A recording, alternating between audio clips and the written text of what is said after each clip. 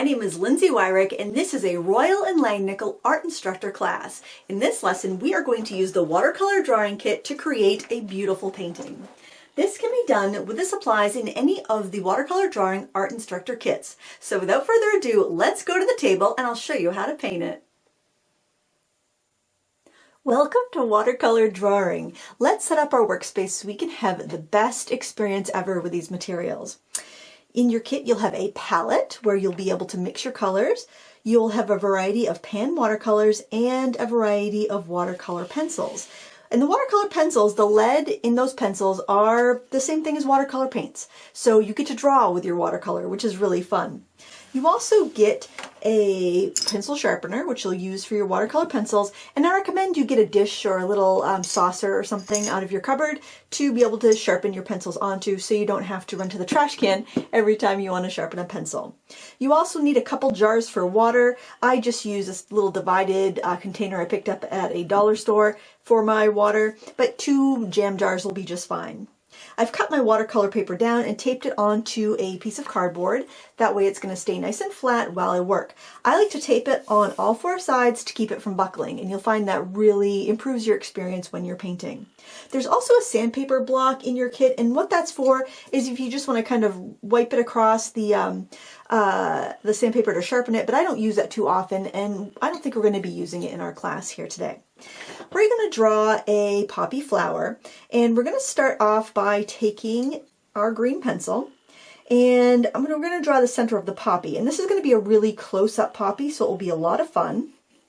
So one of the ways you can use your pencils is just using it dry. So I'm putting this circle on my paper.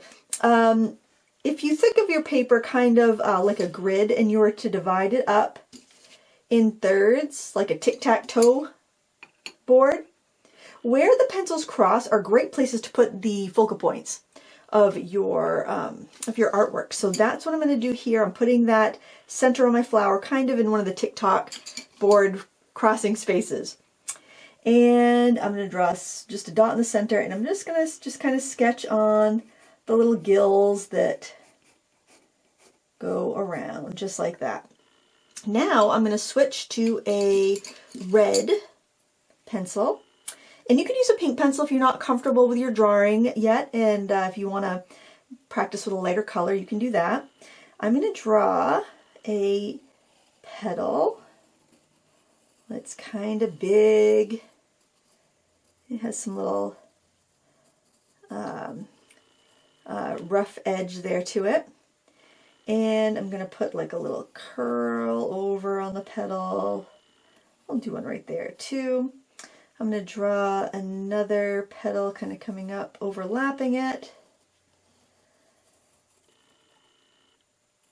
I'm going to put a little curl to that edge. I'm going to draw an edge of a petal up here. And this is going to help give it that rounded effect. Kind of coming in front of the flower. Put another petal kind of in behind here.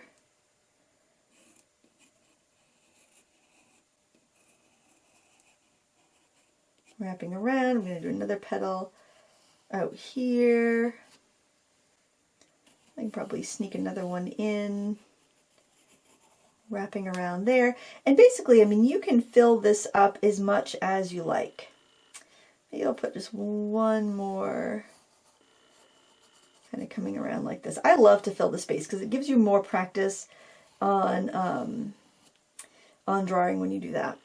And then I am going to just very lightly sketch in these areas here, which will end up being darker, but I don't want to put the dark in yet because it could make my other layers kind of muddy. I'm going to go back to that green pencil and I'm going to draw a poppy bud.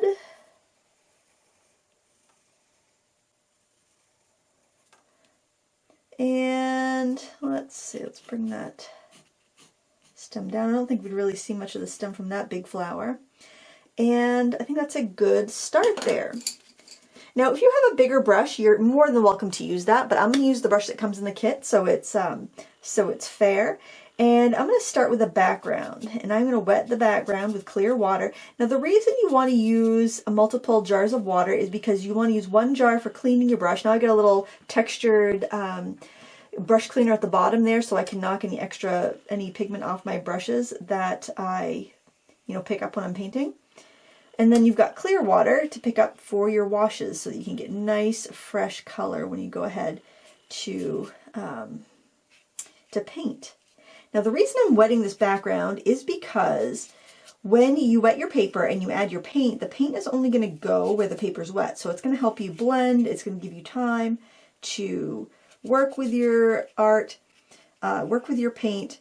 And I recommend cutting your paper down when you're using the watercolor pencils because you've got a small brush here and you've got small tips on those pencils. Otherwise the paper might dry on you too quickly. And it's, unless you have larger brushes, it can be a little frustrating to work in such a small area. So like I said, if you have a lot of watercolor brushes, larger sizes, and you want to do this painting in a full sheet of paper, go right ahead. Also, working on a half sheet of paper, it gives you twice as many chances to make paintings. So that's kind of nice too. I still might have to re-wet some of these areas as I go, but that's all right. Now, I want to put some background colors in here. Now, I know this poppy is going to be kind of a reddish pink, and the stem's going to be green. So, I'm thinking about what colors I would like. Green and red are opposites, so I could do some green in the background. We're looking down on the poppy, so it would be kind of usually like earthy colors or greens. So, I'm going to take a look at our green here. Now, if you're struggling to get color up when you start working, what you can do is take any old spray bottle and spray your palette. And that helps activate your color. You can do that before you start to draw, and it will make sure your color is ready for you. Now, these do activate really quickly. I didn't pre-spray before we began, but I did want to give you that tip. Now, sometimes your green right from a watercolor kit will look a little bright, a little bit brighter than what you want. So what I recommend you do is add some orange to it and maybe a little bit of yellow. And I know that sounds kind of weird, but it's going to give you a more muted look. It's going to make it look a little bit more natural.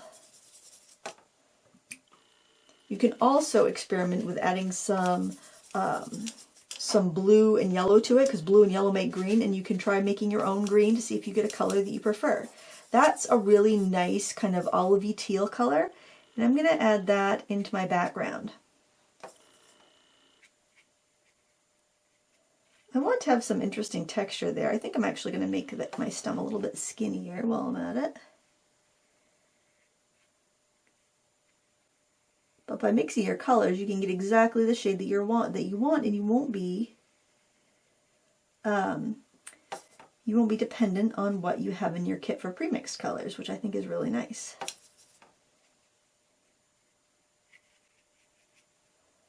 I kind of like the idea of having some of that blue in there, even though we're not looking at the sky, but I just like that idea. So I'm going to add a little more blue into some of that mix. Ooh, isn't that a pretty color? And we're just going to fill in our background. Now don't worry if you get a little bit of smudging. You get a little smudge of color on top of your fresh pans. I know that could be a little distressing if you're not used to it, but you know what? A damp brush will wipe that right away, so don't worry about that at all.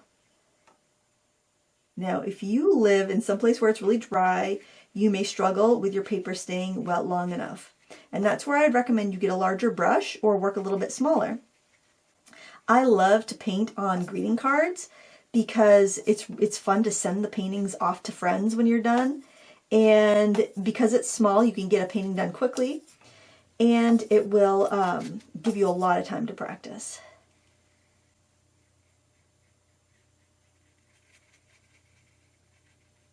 I think this is a really pretty background.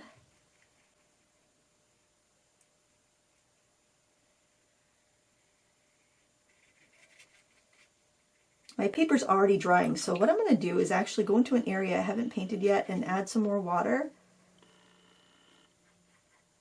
This is the only place where we're really going to be having to keep a large area wet at once.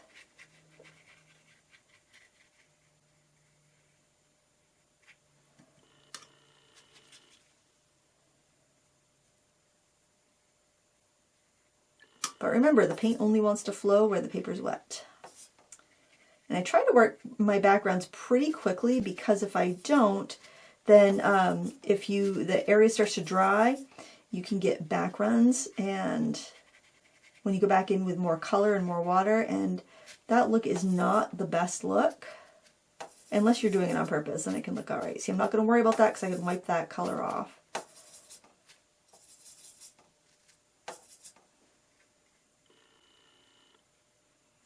So we used our green, our blue, and our orange and our yellow. Isn't that silly that we mix those colors together? But what a pretty color we got.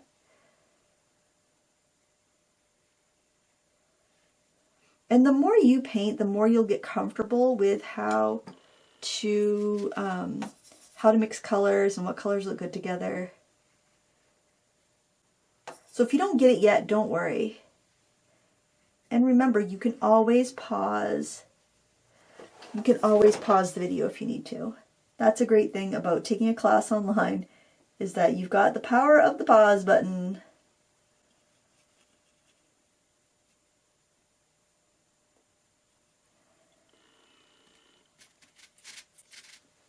I'm not really happy with this area, so before it's fully dry, I'm going to go back in and put a little bit more in.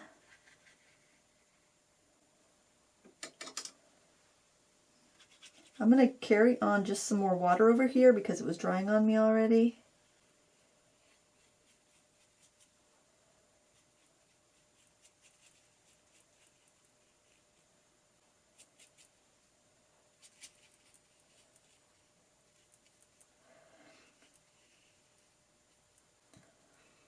The tip is to mix up as much color as you think you're going to need before you start doing a background.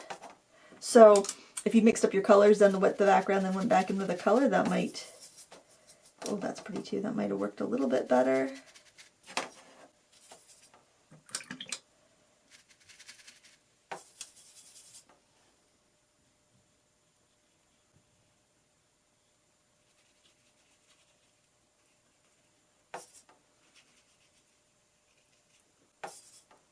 I'm just going to put all the green that I need in and then go back in with some more blue.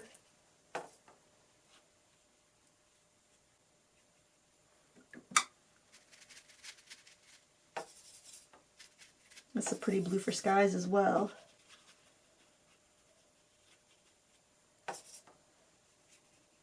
There's another blue in there, ultramarine blue, that's good for a lot of things as well. The colors are your basic colors that you're going to get in this kit, so as you use them up, you could always buy just a tube of that one color and reuse the pans. You can fill that, you can put squirt paint right in those pans.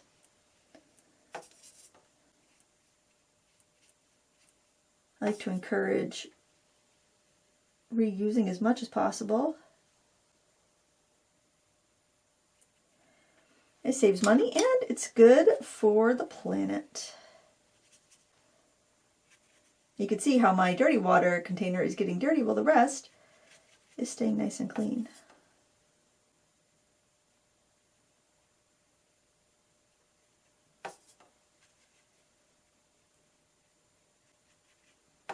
Now, one tricky thing about watercolor is that if you have a wet area on your paper and you try to paint next to it, it can like give you a feathered edge or even run right into that area that you're painting next to.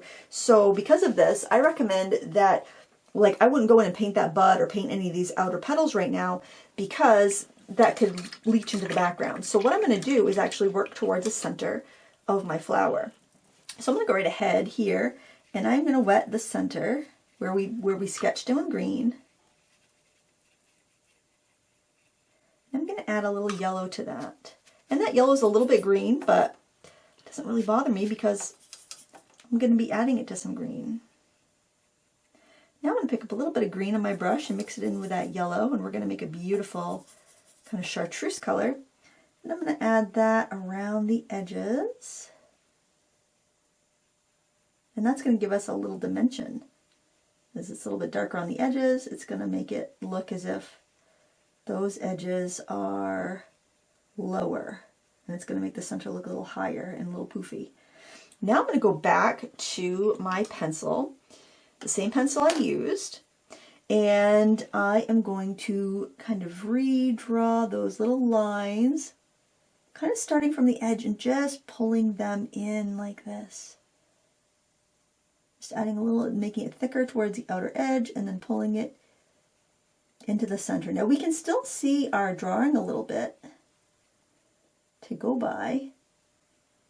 And I don't want to just redraw it. I just want to add a little bit of accent to the outside edges to give us that little bit of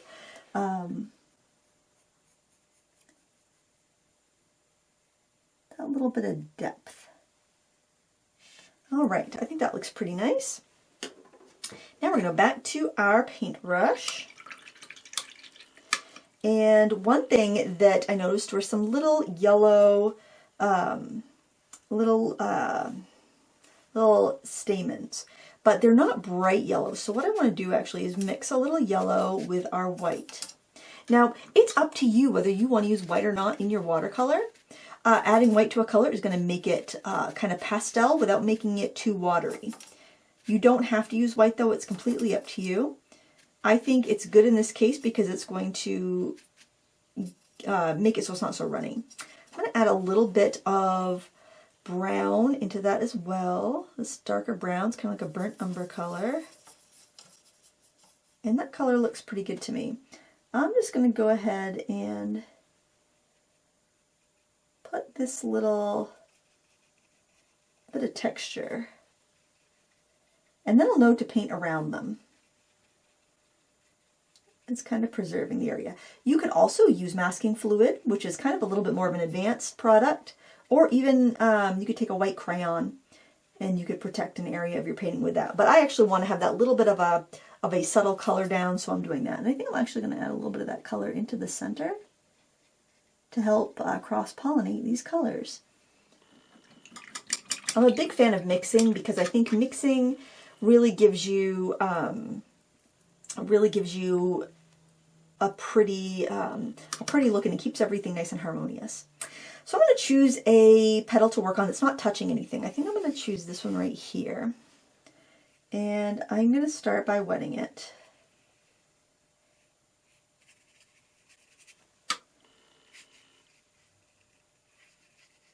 A great resource for flower references are seed catalogs. So if you like to garden, save your seed catalogs because you will have some really nice photos. A lot of times the photos are taken so that you can really see the detail in the flowers. And they're wonderful to get some drawing and painting practice from. All right, I'm going to use pinks and reds for this. So I'm going to start off with my pink. And I'm going to add it here towards the edge. Isn't that a pretty color? It's a beautiful rose color. And I'm just going to let it flow.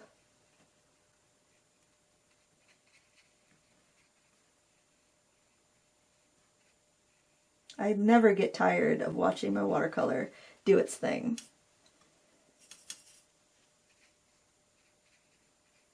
Now I'm going to grab some red, and I think I'll take the red and mix it right into the pink that I had on my palette, just to make sure it's going to be harmonious. And I'm going to add that into the area that's touching the petals that overlap it, because that's going to be a little bit darker in general.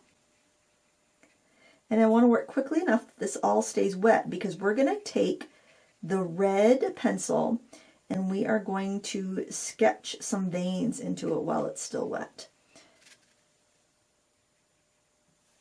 I'm just going to bring a little bit of a line down there just to show the split between those two petals.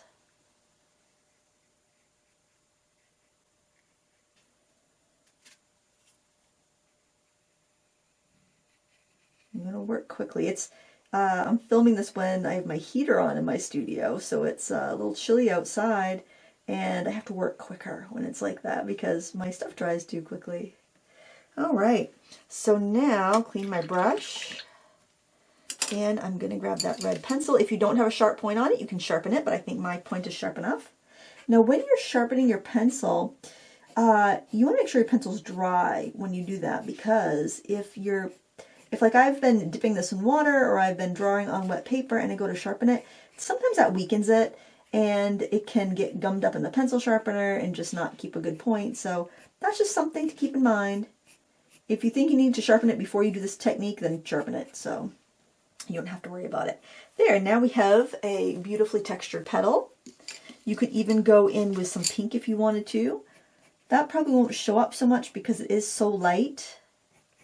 You can also, after it dries, go in with the pink or the white to do some highlights. So we're going to repeat this step on another petal. We'll find one that's not touching anything that's wet. We can do this little part here that's turned. Now this piece right here is a part of the petal that's turned over. So this is going to be lighter than the petal areas that surround it. So I'm just going to go in. I'm going to do pink with just a little bit of the red in it. And just kind of dab it in there. I don't need a really full coverage because I want it to be light, but I like that. I love the little bit of light kind of showing through. It's kind of like light reflections. And then I'm going to go in with the red and just kind of very gently draw some little veinings on there. I'll go into another petal. I just want to find an area that's dry. Maybe this. I think this area might be dry. Now this area down here is underneath. It's being shadowed by this big turned over petal here. So it's going to be really dark. And I also need to pay attention to the little yellow stamens that we have in there. And I got to make sure I don't paint over them. So now that I've wet the area, and wetting the area, the other thing that does is it prevents streaks. Now, if the little yellow areas get a little fuzzy, I'm not worried about that because that can actually look like pollen. So I would just go with it. And remember, you're learning, so be kind to yourself and enjoy the process. As you embark on your watercolor journey, you're going to notice that there's certain colors that you're always gravitating to, and those might be the colors that you choose to purchase full tubes of. You may find that there's certain types of brushes you like, there's certain brands of paper you like, there's certain textures. You might like a smoother paper called hot press. You might like a rougher paper called cold press or rough. You know, you're going to develop these different preferences, and everybody is different. So I encourage you to explore and figure out what is right for you. Cold press is in between a rough and a hot press. It's probably the most popular paper out there. But if you love to do landscapes, you might prefer rough. And if you love to do portraits or botanicals, you might prefer hot press. Now, if I'm going to do a small area, I might not pre-wet it. So if I've just got a little area to do, like in and around these stamens, kind of close to the center, I probably wouldn't bother pre-wetting. I would just go in here and fill it in. So the wetting just allows us to get a smoother effect when we are working in a larger area.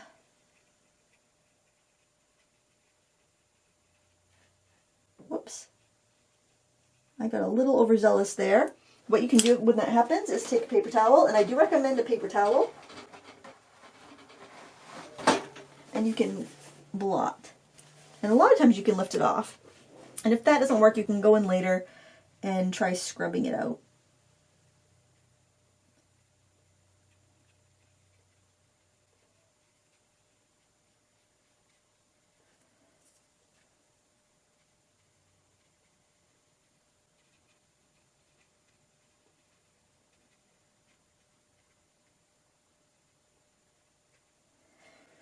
All right.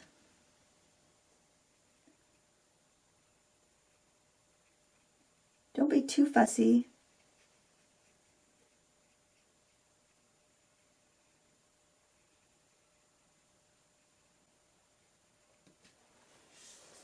All right, so this is the basic process of doing the petals. You'll want to go through and do that for all of them, and then we'll go on to our next step after that. You can touch an area, come to the back of your hand and feel if it's cool to the touch or not. And if it is, then you can wait a bit or skip to another petal.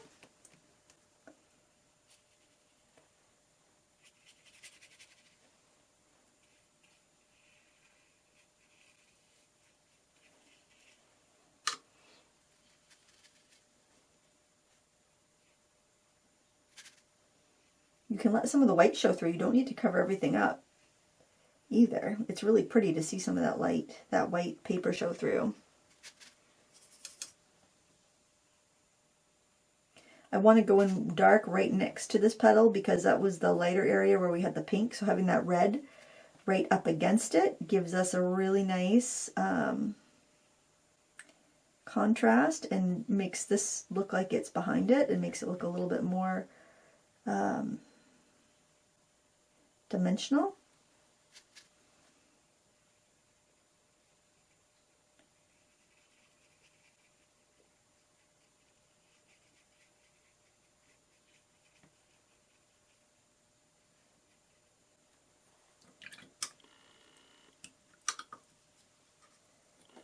And I'm just going to pull that color out a little closer to the edge. And again, we'll go back in with our pencil.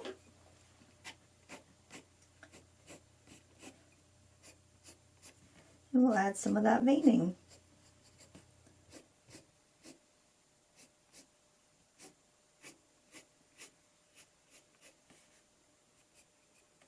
There.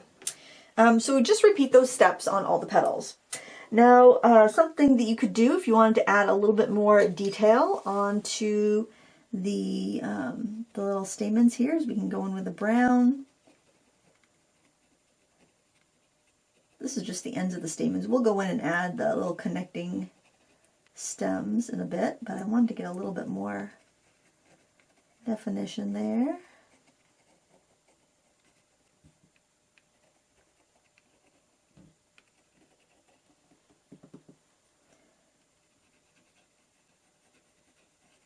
Maybe even shade a little bit of the outside of that with a pencil dry. Very, very, very lightly though.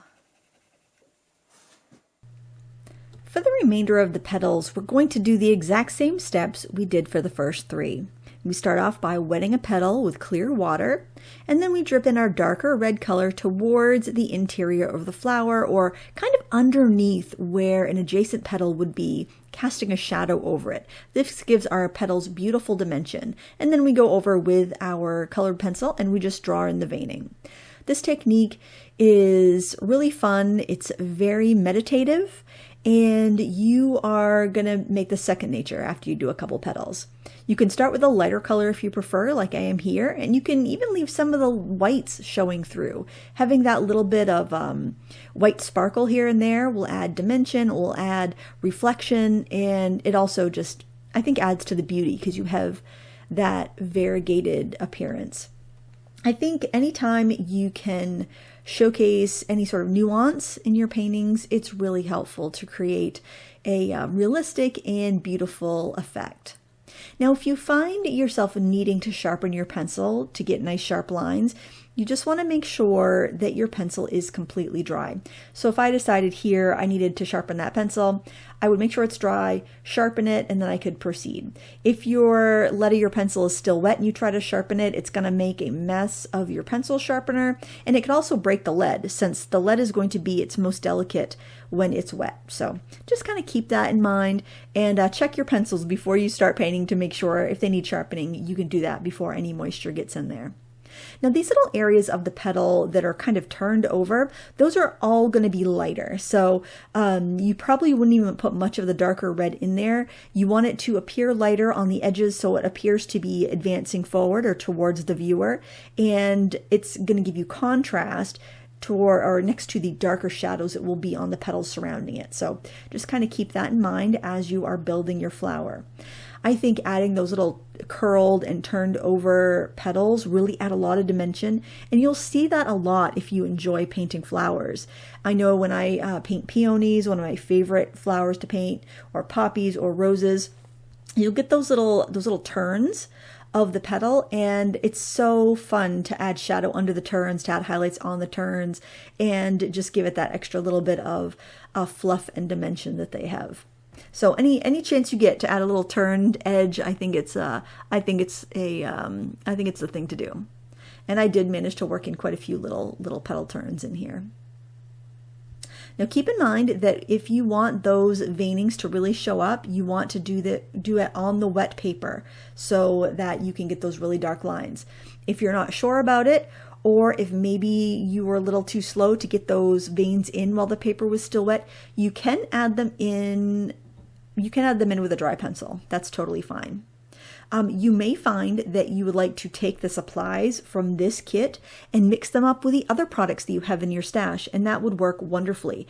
After your painting is all done and all dry, and you've finished using watercolors, you could go in with colored pencil or markers and add them on top to give it a little extra oomph.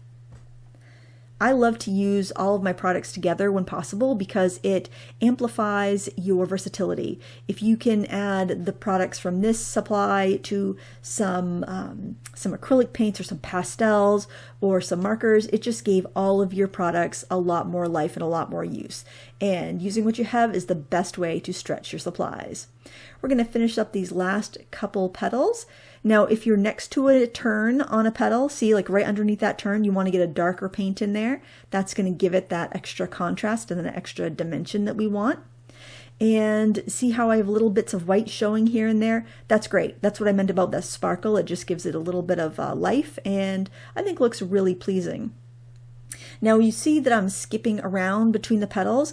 I try to make sure that I'm not working on petals next to each other while they're wet, because what can happen is the edges can get kind of fuzzy looking, and I want to have nice crisp petals, so that's why I jump around and I'll work on a petal that's like on the other side of the flower and just not touching an area I've just worked. So that keeps our edges nice and sharp, and it keeps our painting nice and crisp. And there we have it. So you could take as long as you want with this. I sped up this portion so you could see it if you wanted, but it's meditative, it's relaxing, don't rush it. Art is meant to be enjoyed and not rushed, and just enjoy the process. The next thing I want to do is paint the stem and the bud, and I just really like this color here that this light green pencil is, so I'm just going to go very gently coloring it in with this light green. Just try not to dent your paper. As long as you don't dent the paper, you're going to have a really smooth application, okay? You just want to apply your pigment really gently.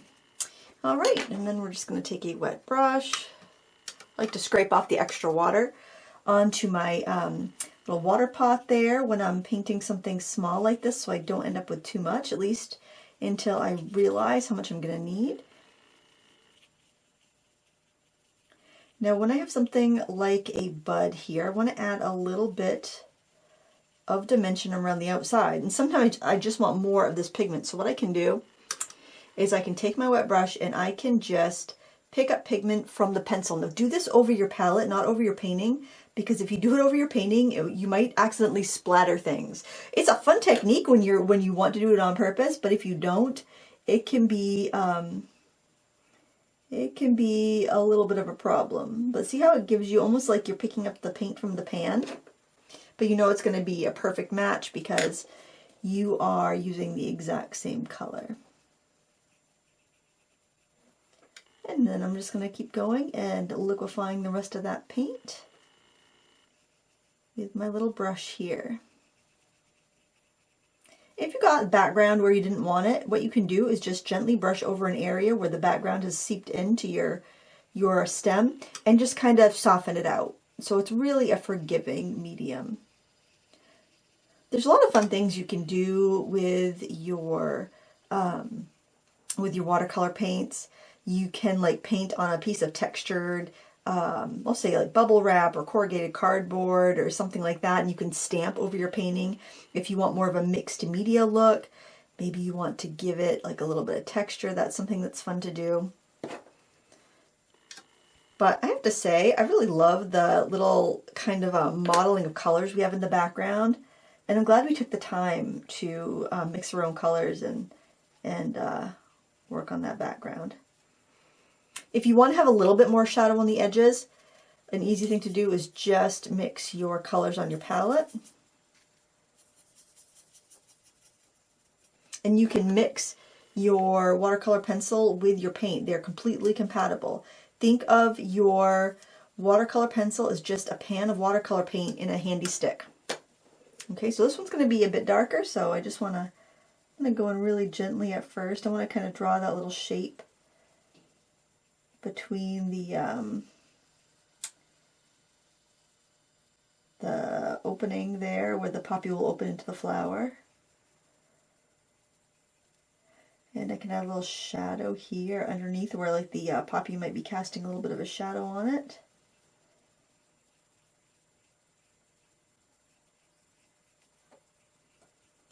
And since the bud is still a little bit wet, it's really easy to get it to blend.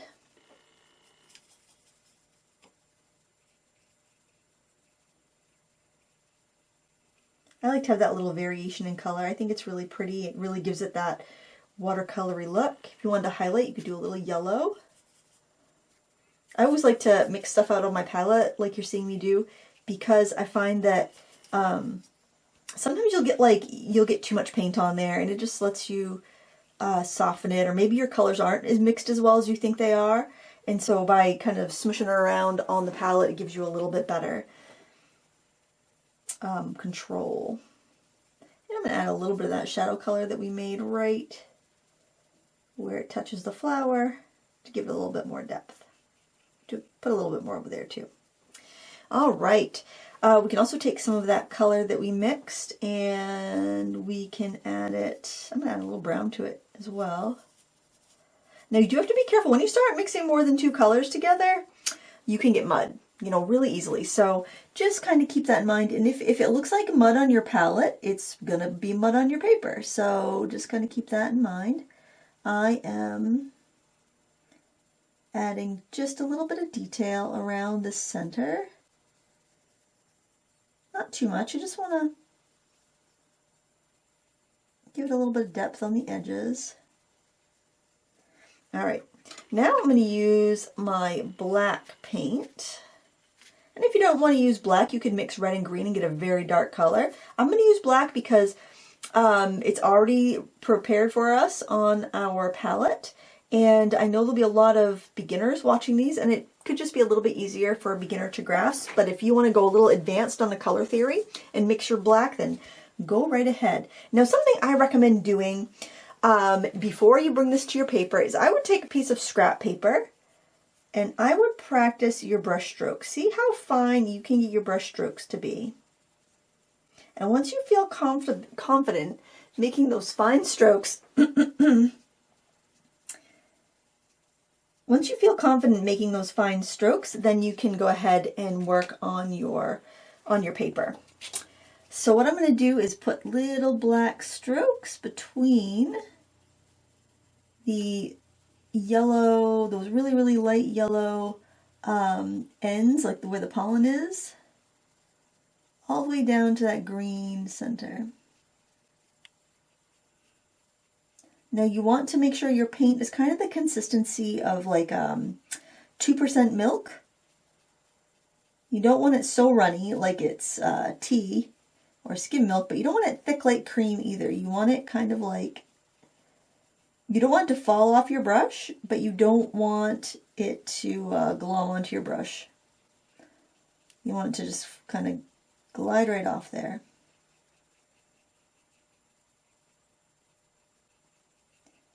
I'm filling it in fairly well. I think that looks pretty good.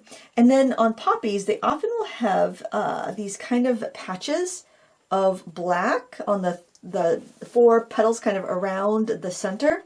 You got to make sure that your background is really dry before you do this, because if your background's wet, this is going to get really messy really fast. And what you're going to do is you are just going to kind of do north, south, east, west. I think I'm going to start with this one here, and here is a tip. Move your paper so that it's comfortable for you to pull a stroke towards yourself. And you want to start your stroke right up against those yellow stamens, and you're going to pull it out from there. And then as you're pulling the stroke away, you're lifting up on your brush, and it kind of breaks up the, it breaks up your mark so it's a little bit more diffused, and it's a little bit stronger there down at the center. Now I'm actually going to pull a little bit more on the other side of the yellow as well, just to carry in that darkness. There we go. All right, so now let's do it in this area over here. I'm going to reload my brush. Remember, you want that consistency where it is, I'm going to fill it in here, where it is not falling off your brush, but not glomming onto your brush. I'm going to bring this right up to this flower where it's overlapping, because we're really not going to see the tapering out there because we can't see that full petal. It's foreshortened where the petal is kind of looped up. Now I'm going to turn it again, and I'm going to do the opposite side. Wet my brush, get a little more paint, swirl it out on the palette, make sure that consistency feels like a 2% milk, between a 2% and a whole milk consistency. And then we're going to pull the strokes out toward ourselves.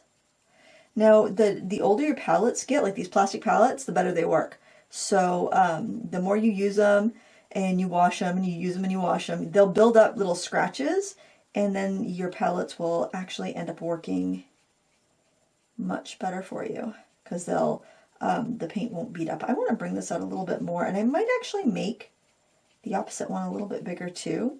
But you can always go bigger and you can't go smaller, so just kind of keep that in mind. Yeah, I like that. I think I might pull this one out a little bit more and extend it underneath this next door petal here.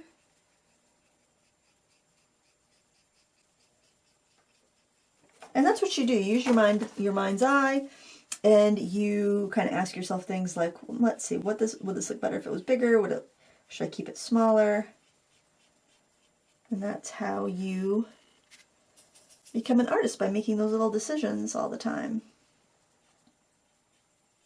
It's really scary when you go and you put that black paint on. I totally get it. But just trust yourself and do it, and then you're going to be really pleased with the results. And I'm going to fill in just in this little area, connecting that patch of black to the center. Debating if I want to pull that up a little bit higher so it meets up to the all turned over petal. It's kind of dramatic. I like it. That really gives you that look of the poppy when you have those black patches. So I think I do kind of want to bring it right up to that overlapping area. Now, what I love about the way we've painted this so far is that we've done so much of the shading and highlighting just with the techniques that we did with our paint to begin with, and what we did with our pencils, where we kind of drew into the wet paint. I just think that adds such a lovely effect and looks really nice. Now, if you want to go and do some more coloring, maybe you want to add some color, but you're not comfortable going back in with paint, you can go in with any of your colored pencils. If you're like, oh, I wish this was a little more yellow, you do not need to add water to your watercolor pencils if you don't want to. I can go right over this area with this brighter yellow, as hard or as light as I want. Just be careful if you've got wet paint. I would definitely let that black paint dry first. And you can deepen the color. Make sure that your pencil is dry if you're going to do this, just because it can get kind of like, leave some really dark glommy patches if you're not careful. Like this one, I can feel it dragging a little bit, so I think I'll wait. I can add some brown though. And then, because like if you're coming from a place where you've been drawing, this can be a little bit more comfortable for you for adding details. You can even go in around some of the petals if you're like, oh, I wish I had a little bit more shadow, and you can go in and add that shadow with your pencil. Use it dry, and then you don't even have to worry about messing up anything you did previously. And you can take as much time as you want with this, and I hope you do. I hope you really take your time with it and enjoy the process, because that's what art's all about. Art is all about expressing yourself, relaxing, finding what you like, because everybody's a little different. And that's what I think is great about these kits, is it gives you a chance to try different mediums without spending a lot of money, and you can see what really is your medium. You may try oils, you may try watercolor, you may try acrylics, and one of those mediums might speak to you more than the others. So that's the only way you're going to find out, is just by trying it, you know. If you can even shade a whole area if you feel like it should be a little bit darker. There. Now, one tip I'm going to give you, because sometimes your paper can be a little delicate, if you have a hair dryer or if you have a heat tool, something warm, even if you have a radiator, you could actually set your painting on your radiator to help it dry. Just, you know, don't leave it unattended, or use a hair dryer or a heat tool. You want to make sure your paper is completely dry before you try and remove any masking tape. But the other thing about using a hair dryer or a heat tool is that it actually warms the adhesive on the tape and makes it easier to remove. So it's less likely to rip your paper. The other tip I have is to peel your tape off at a 90-degree angle. Now, this masking tape is designed for using to tape down paper, so it's not very sticky.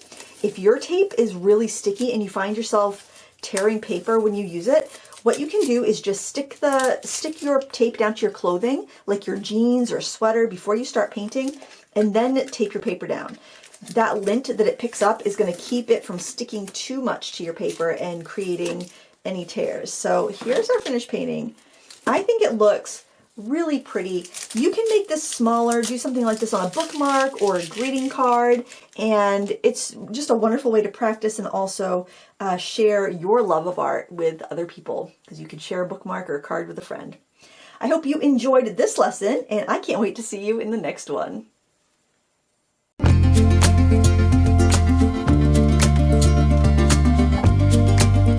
In this lesson, we are going to sketch a bird on a stem with some flowers. A project like this is done on half a sheet of paper, and it would be perfect for a greeting card as well, just like the other project that we did in this kit, in this Art Instructor kit. I'm starting off by sketching an oval with my darker green pencil. So there's two greens here. Actually, let me see that. You can use either one. Actually, I'm using the lighter green. You can use whichever one you want. I'm going to bring the tail straight down. Bring it up kind of like the top of a heart shape. Hopefully that's showing up. But, you know, I'll switch to the darker one to make sure you can see it really well.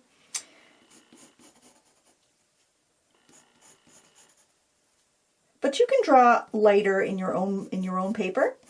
I just want to make sure you can see what we're doing. And if you prefer, you can sketch this with pencil, but I like to do it in the watercolor pencil, because then the marks fade away. I'm going to put another oval, kind of a sideways oval, on top for the head, and then connect it with a smoothing line. And then on that, I'm going to add a line out and make a beak.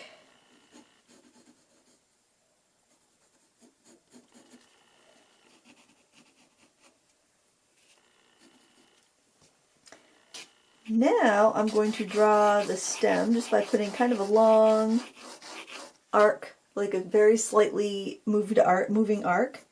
And then I like to put the stem on first and then kind of draw the bird's feet. And then the other foot is going to be hidden by the flowers that are going on here. So I will switch to a red, and you can use a pink, but I'm going to use a red just so that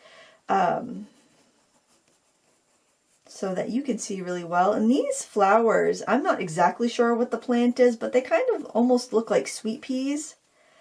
There's a bunch of petals wrapped around a stem. They can vary from pink to like a gentle mauvey purple color. But most importantly, you just want to kind of get these petal shapes in. It's kind of like a hyacinth or a lilac, where you have a bunch of petals, but you don't, like, the flower's made from a bunch of little flower heads, and you don't really notice the exact makeup of every little petal. You don't need to get every little detail in there. Okay, just some petal shapes.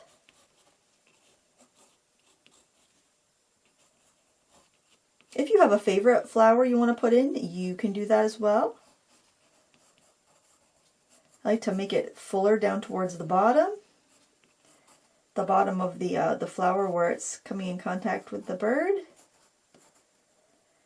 And now I am going to use a brown. I'm just going to sketch in the eyeball here. I think I'll also just kind of thicken out the leg. Maybe just give an indication of the other foot there. And really, that's about all we need to do. That's all we need to do here. This bird has a fairly long beak. It probably gets nectar from the flowers. All right, now if you want to put a background in this, you can, but I'm going to leave the background. Well, you know what? If you want to do a background, here's what we'll do. Let's spray the whole paper. Look how nice and bright our colored pencil gets there. And then we can add some colors. Let's do some yellow. I'm going to bring it right up to the bird. I like to have, I like to let my background just kind of like fade into the foreground here. Now the paints here are in half pans, which is a standard size or a standard type of watercolor, like a kind of a container. So if you wanted to get a permanent tin, like a metal tin to put these in, they will fit. You could also take a little bit of double-sided tape or poster putty, and you could attach the half pans into the wells if you wanted to.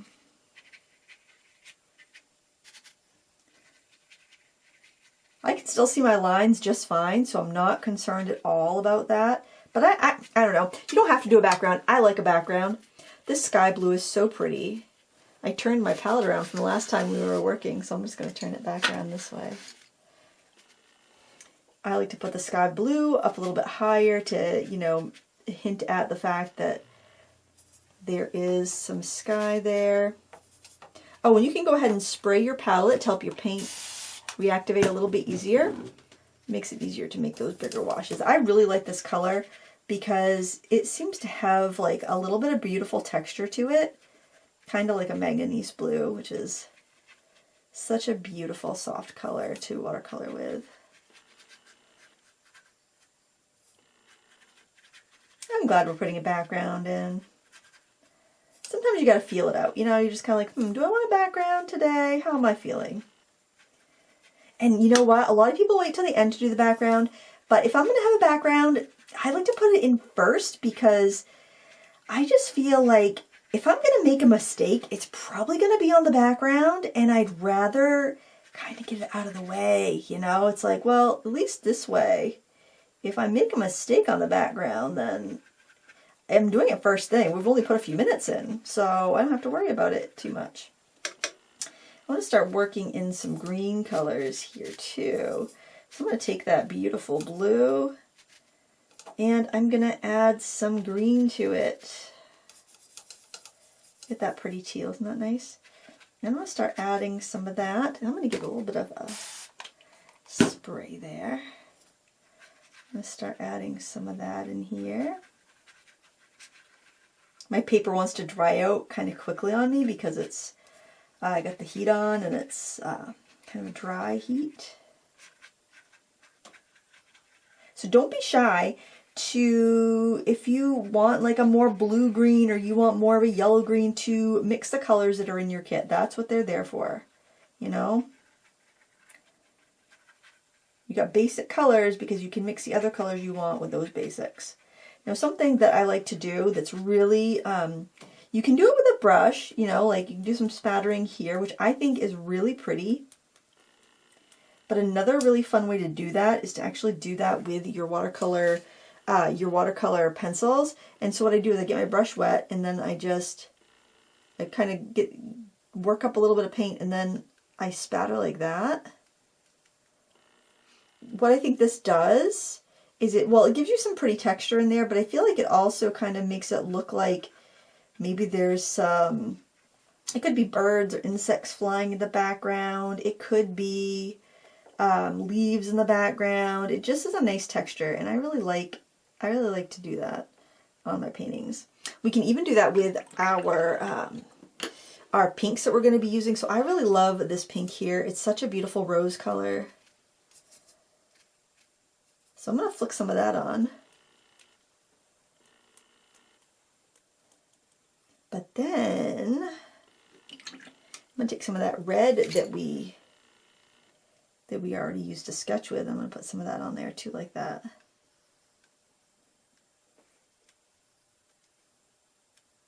You don't have to. I know not everybody likes this technique, but I think it's really pretty. I just love to see the colors mix around. You could also sprinkle some salt into your paint while it's still wet and get a pretty effect that way. You can use a toothbrush as well, like an old toothbrush. Run it through the dishwasher, get it nice and clean, and then you can use that for a nice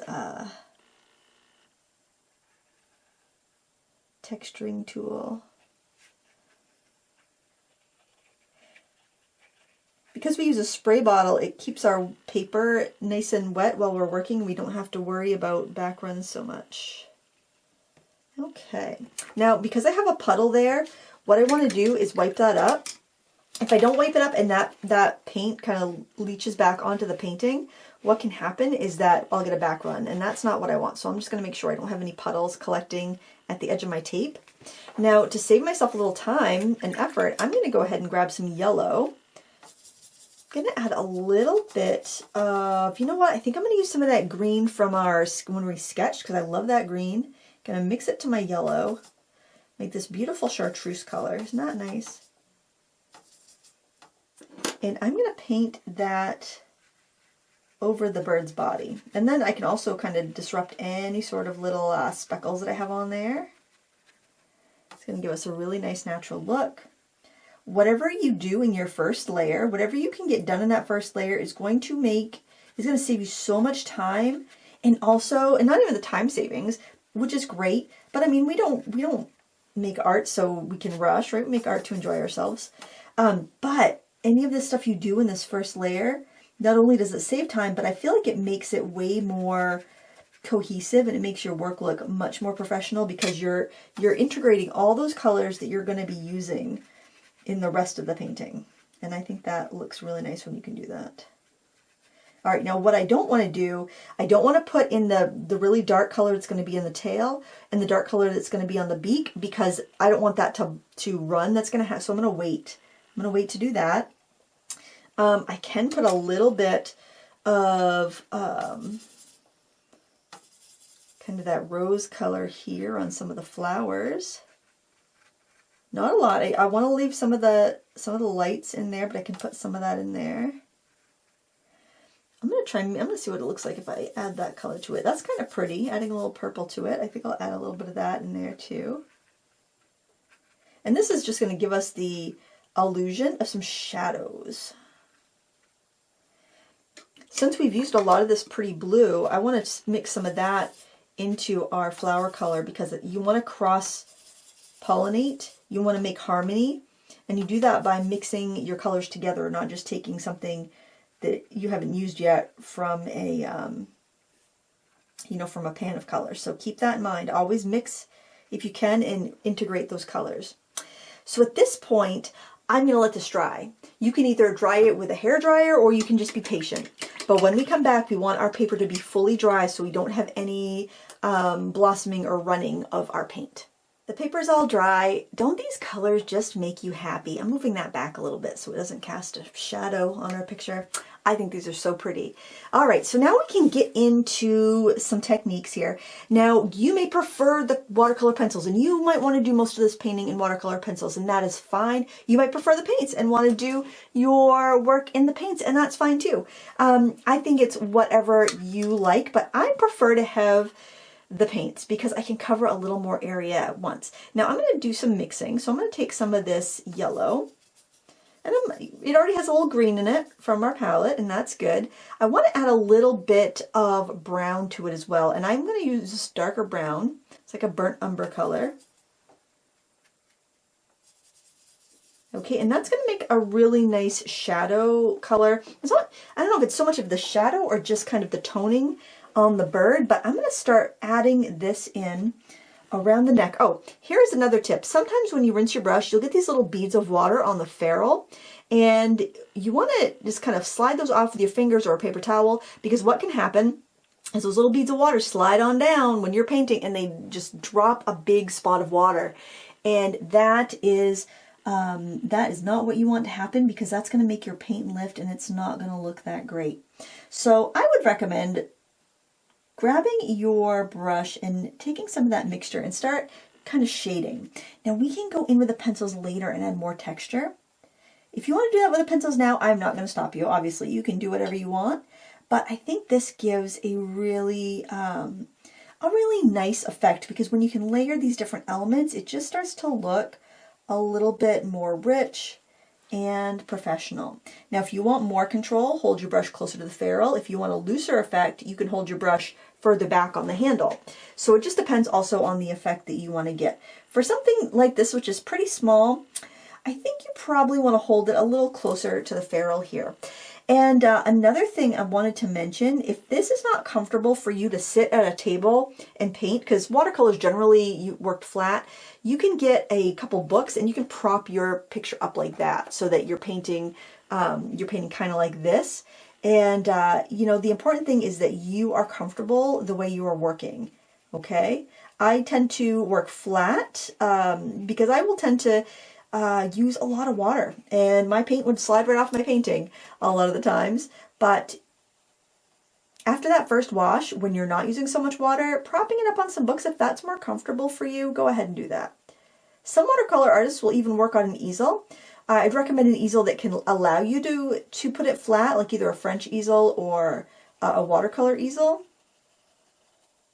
But there's really no hard and fast rules. The important thing is to do what works for you, because you're the one that needs to be comfortable and you're the one who needs to enjoy themselves. If you don't enjoy yourself, if you're not comfortable when you're creating, you are not going to stick with it. And I sincerely want you to stick with this.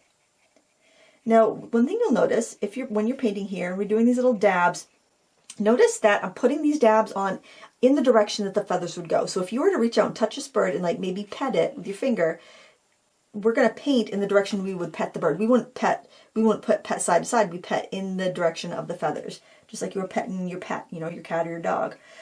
So that's how we want to apply our paint. We want to go in the direction of the feathers.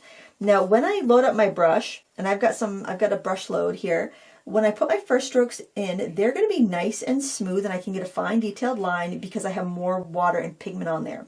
As it starts to get used up, my brush is going to have more of a textured effect, which is called dry brushing. So what I like to do is I'll go in an area where I know I want more crisp, darker lines, and I'll start there, and then as I start to use up paint, then I'm going to start working over in some areas where I just want fluff. And I'll do that kind of more dry brushing. And that's how you can vary your texture and get a little bit more interest. Now I want to vary my color a little bit. I'm going to take a little bit of green, not too much because that green is very strong. And take a little more yellow there. I think I'm actually going to pick up some of that blue that we used in the background as well. So this is why I don't clean my palette while I'm working unless I run out of space, because I like to cross-pollinate and bring those colors back in whenever I can, because it makes everything have a lot more harmony. I'm going down here where we have a little bit more shadow, and I'm adding some little feather marks in this bluer color. Now these yellow feathers are going to kind of come down and taper like that, so I do kind of want to make sure that I am bringing the color down far enough. A little bit of this green color up here, so I'm going to get that under the chin where we have a bit of a shadow. And a little bit over here where we've got where the head and the neck meet. And a little bit under the eye.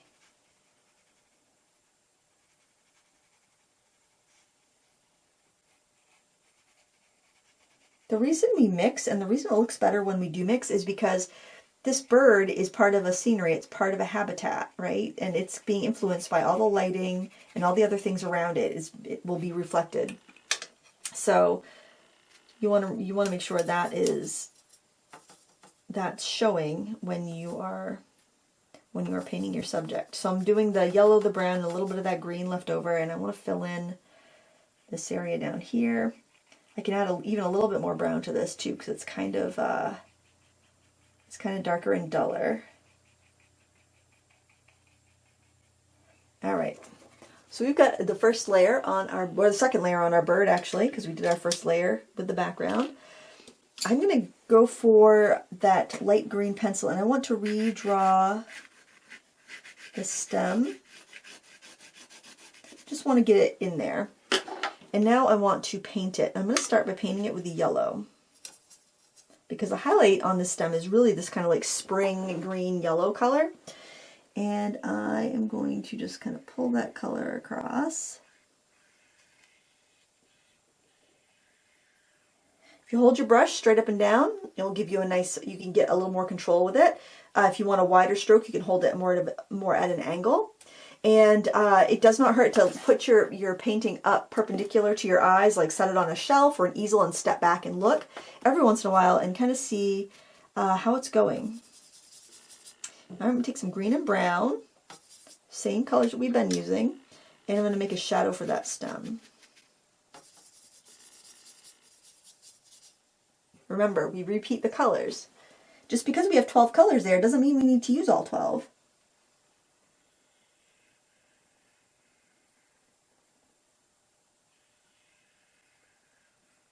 All right, now I really love that green from the pencil, so I'm going to take that green and I'm going to pick some of that color up with my paintbrush, just like it was a pan of color, but I'm just using it, picking it up with my paintbrush over my palette so I don't spatter where I don't want spatter. Spattering's fun, but we don't always want it.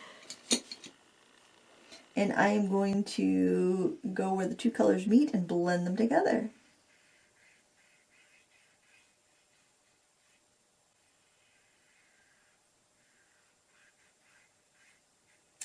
All right, now if I want, I could take some of that color and I could add just a little touch of it any place I think it might poke through the blossoms, just in a couple spots to show this continuity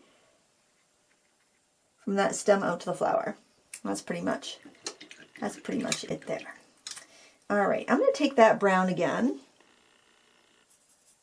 Make sure I don't have too much on my brush there. And I am going to just kind of touch the paper, make sure it's dry around the eye, and I'm going to paint in the eye.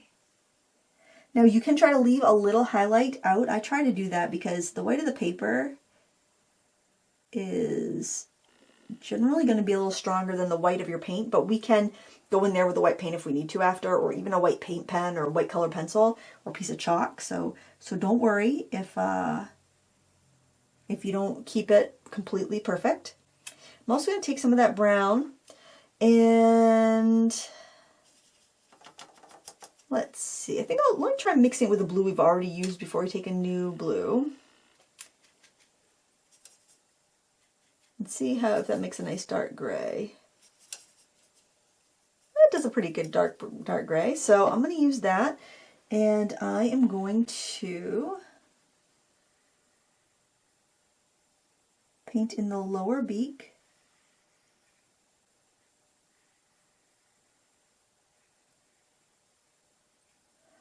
And then I am going to add some water to that. I'm going to blot it on my paper towel. And I'm going to paint the top part of the beak a little bit lighter. Oh, I smudged it a little bit. Shoot.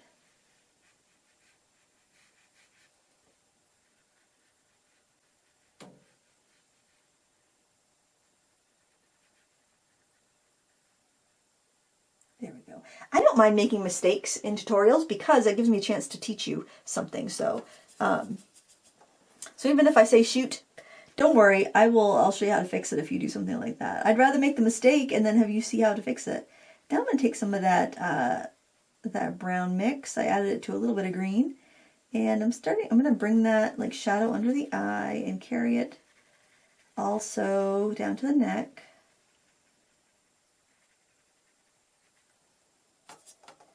Take a little bit behind the eye.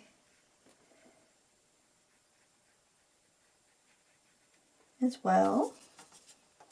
And I also want to get the wings in. And I'm just kind of dry brushing. I don't have a lot of water on here. I'm just, because I don't want a really hard line. These are feathers, so I just want to kind of get that like hint of the shoulder area of the wing on this side and the shoulder area of the wing opposite. Because the feathers start to like, you know, they kind of weave together a bit at the edges, so it's not like, I mean, it's all part of one, you know what I mean? Does that make sense? I'm picking up a little more brown. I'm going to blow out my brush a little bit because I had quite an amount on there. I'm just doing little dabs to indicate separate feathers. All right.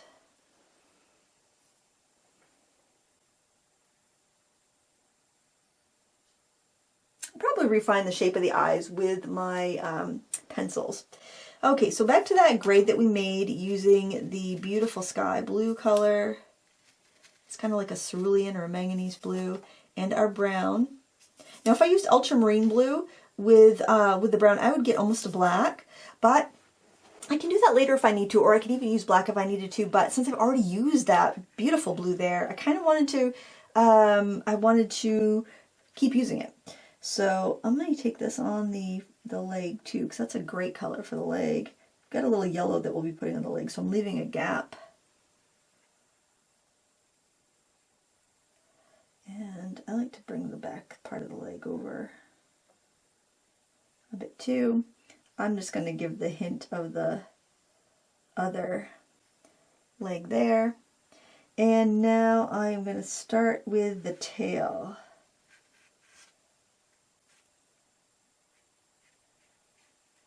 It can be a little scary because I mean this is like the darkest color that we've used, right? So it can be a little scary. And with a tail, we've got like 3 layers. We've got 3 layers of feathers that we can see.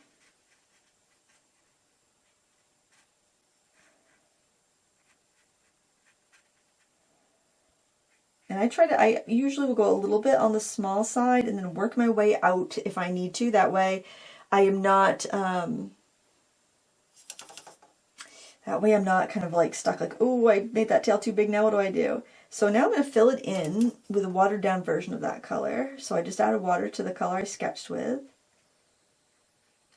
I'm going to fill in this area, and I'm going to try not to disrupt the color I've already, the sketching lines, but I don't really need them to be really bold either.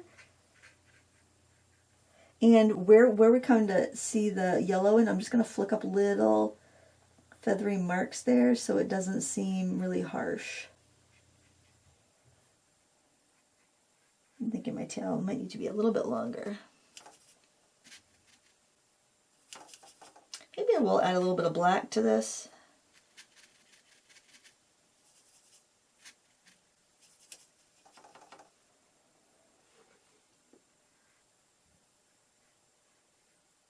Those feathers in the back there.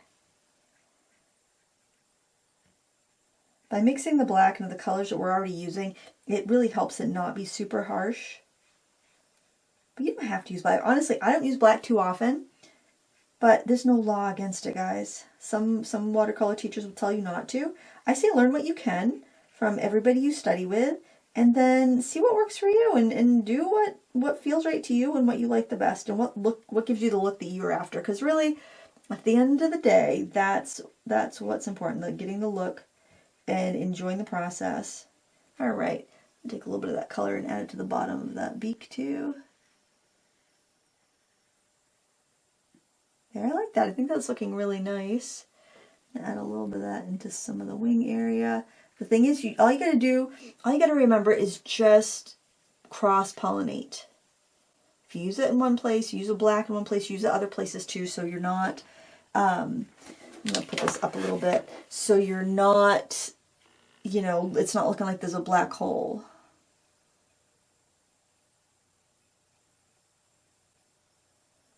I'm gonna get the pupil in here. That was a shadow, and I'm going to put the pupil in. And I think I will just kind of add a little bit darker in there. Okay, we're doing pretty well. And I'm going to grab some yellow. I'm going to clean my brush off though, because black on yellow pan is not going to look great.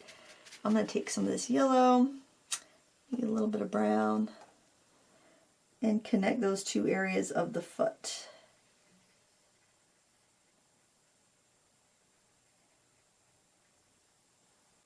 Because the legs aren't really black, totally black. They've got other colors in them.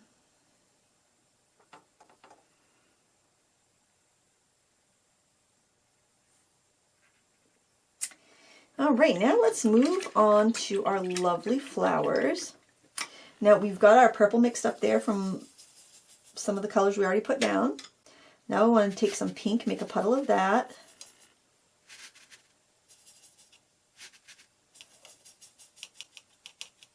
And I don't think we used the red pan. I think we used the red pencil. So I think I'll take a little bit of the red pencil and put that on my palette too. So I use the same red. You know, you have 12 pan colors, but you also have 12 pencil colors. So that's 24 colors because they're not exactly the same. There, so I know I've used these colors.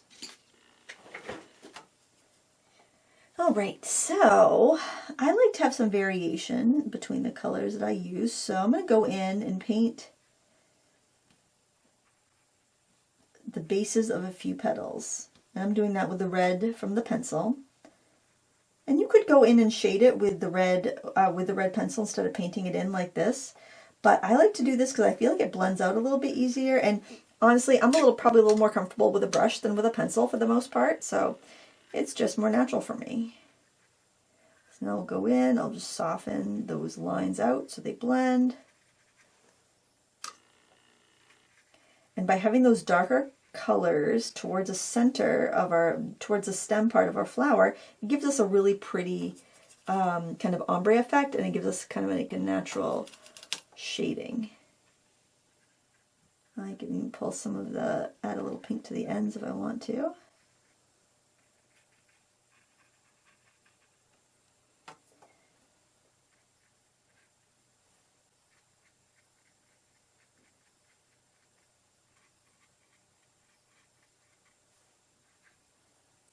Try to balance them around a little bit.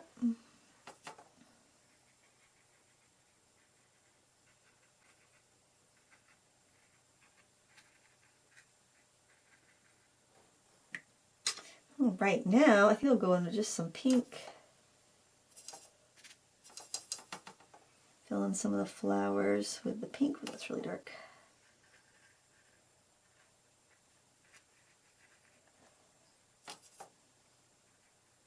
The pink doesn't look like it's going to be so dark in the pans. You know, it looks so light, like a Pepto-Bismol color. But once you put it on the paper, full strength, it's like, whoa, that's a lot of color there. Now you probably noticed that the more you add water to a paint, the more it shifts as it dries. So if you use a lot of water, you know, like our background is lighter than when we started because it will look darker while it's wet, and then as it dries it looks lighter. So you just want to keep that in mind. So when you're going in and painting directly on dry paper, you're not going to have as much of a shift, is what I'm getting at here. I'm going to go in with some of this pretty purple.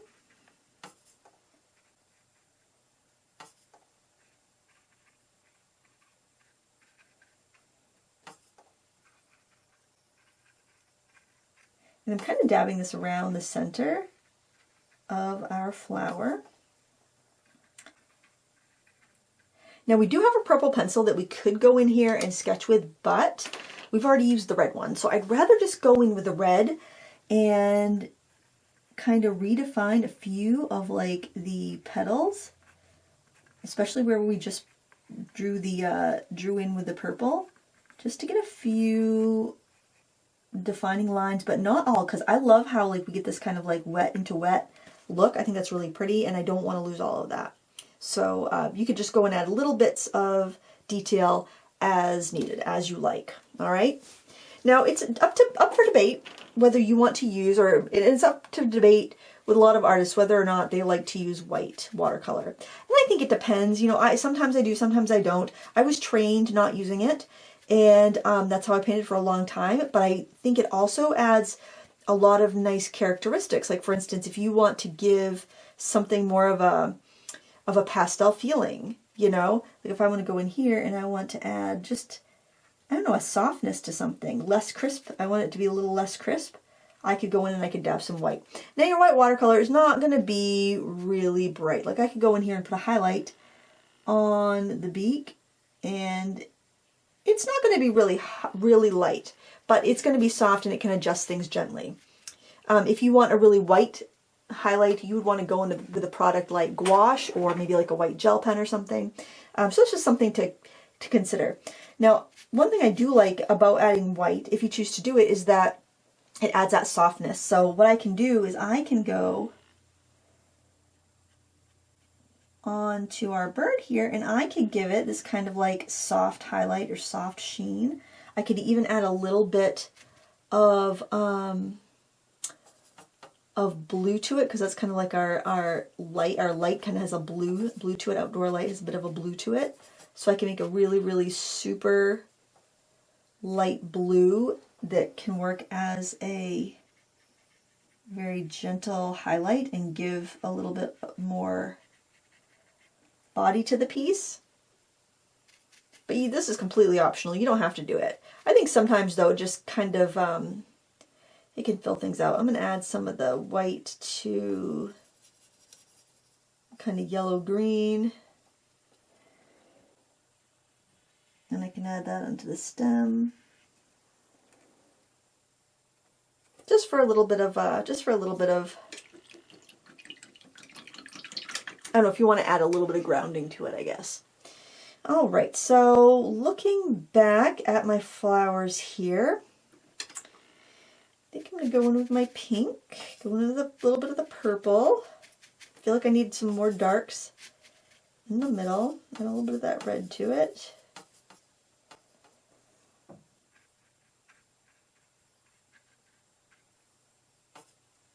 And a little bit kind of those deeper shadows.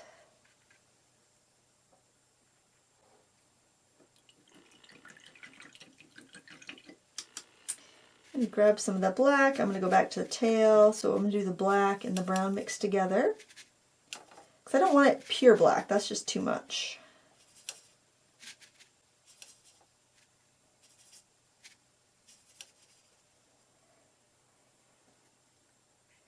Now there are some white highlights on the edges of the tail. I don't think you could do that with a white watercolor because it's just too translucent. But if you wanted to with a gouache or a gel pen, you definitely could do that. Adding a little bit of water, just to water it down and lighten it up a little bit. And I'm going to add a little bit of shadow up here to the top of the feathers. And then just kind of wisp it down. Starting with the brushes wetter up top, and then I'm just kind of carrying it down in a dry brush fashion.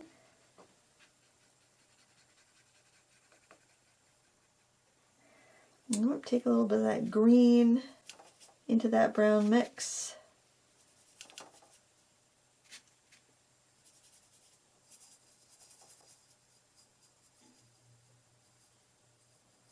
Maybe a little more water. It feels really dry.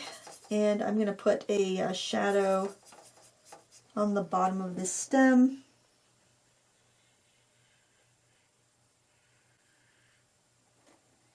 All right. Nope, that looks like it has white in it. That's not what I want. Take some of the yellow and green, and I just want to do an outline the top of it too. All right. Now if you want to adjust your colors further, you can take your colored pencils and you can kind of do some sketching, which is kind of fun. I'm just going to go in and add a little bit of yellow here.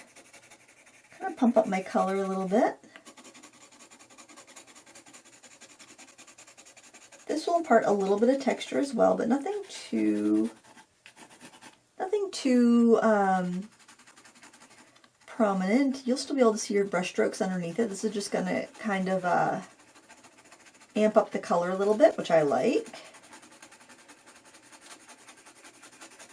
This is just a little dry pencil technique. I could do a little bit with the green. I don't do too much. This green is pretty bright.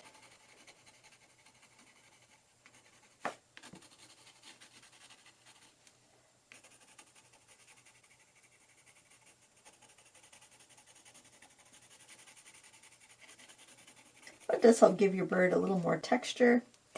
And then with the brown, a little shading under here. Feel free to sharpen your pencil if you need to. Make the eye a little bit rounder.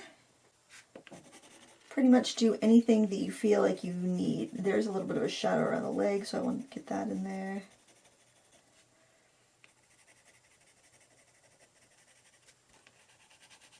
Add shadow on the bird above the stem area, just so it kind of, and below the stem area, so it makes him stand out a little bit.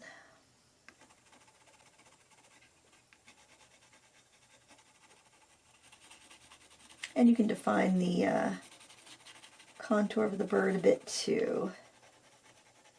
If you have a white gel pen and you want to add a highlight in the eye or strengthen your highlight in the eye, you can do that. But I think it's time to remove the tape and see how it looks.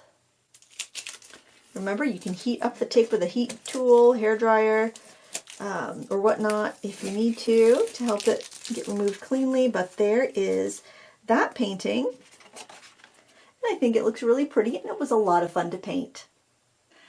I want to thank you so much for painting with me today. If you would like to learn more from me, you can find thousands of my free tutorials on my blog or YouTube channel, The Frugal Crafter. My name is Lindsay Weirich for Royal and Langnickel, inspiring the artist in everyone.